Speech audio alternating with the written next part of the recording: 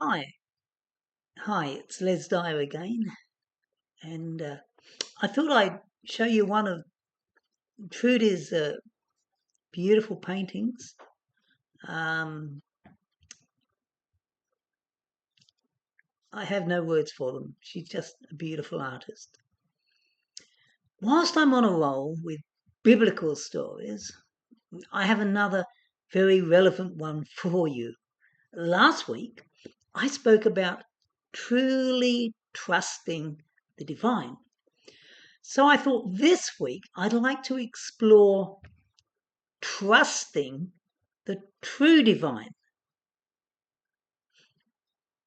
I've been reminded of the story I told decades ago about Abraham being told by God to take his son, his only son, Isaac, up to a mountain top and to sacrifice him. The Jewish book of Genesis says, "Take thy only son, whom thou lovest, and offer him as a burnt sacrifice." So Abraham took the boy away from his family, and they travelled for 3 days to the specific place God had proposed. They took with them both fire and wood for the sacrifice, as well as a knife. Together, alone, they then climbed the mountain. The boy was confused and asked where the sacrificial lamb was for the burnt offering. They built an altar, laid the wood, and then, as the Bible relates, Abraham bound his own son. He bound his own son and laid him on the altar on the wood. He then, according to the Bible, stretched forth his hand and took the knife to slay his son. Well, the story has a kind of happy ending because an angel then told Abraham he could stop now, and he was shown a ram caught by its horns in a thicket, which he was able to sacrifice instead. Now, it is certainly not my place to consider the boy's mental state after his father's attempted filicide, or the father's pathological disorder that caused it or the wider family's inability to responsibly stop it happening in the first place. My focus is firmly fixed on the importance of discernment.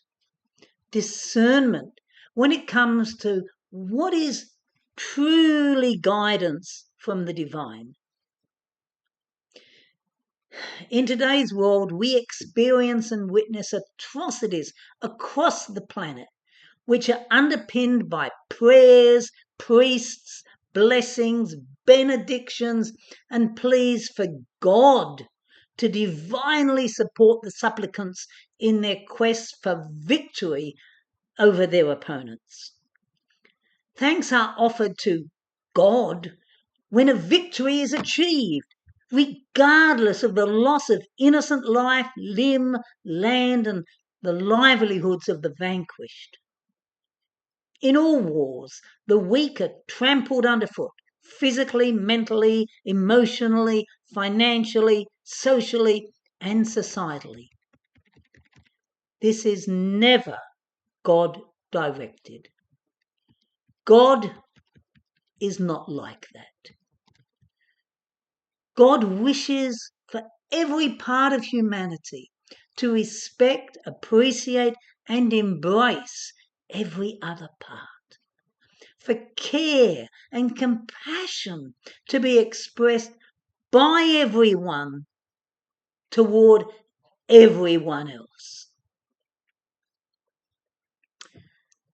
Many years ago, a Unity Church minister from the United States wished to join our interfaith community as a spiritual guide. He flew to Australia and he came to Queensland and he stayed with Trudy and myself, and we talked about him moving to Queensland. To emphasise the importance of his current position within his own church, he excitedly told us how he had been given the great honour to be the church leader who blessed the nuclear warheads aboard US naval ships moored at San Diego Naval Base prior to their departure to the war zone. Even now, I have trouble remembering it and coming to terms with it. We suggested he just wasn't a good fit for who we were and where we were at and still are at. He was shocked, and he assured us he was a man of God. Like Abraham, it can be hard to recognize the false from the genuine, the God of our ego from the God of our true being. Yet in life, this is our only purpose, to be a true son or daughter of the true divine. It's not rocket science, but it is the true science of life. It's the one thing you can trust. Do you trust? If you do, how fulfilled does it make you feel? And if you haven't quite got there yet, simply ask. Simply be willing to ask and to have discernment.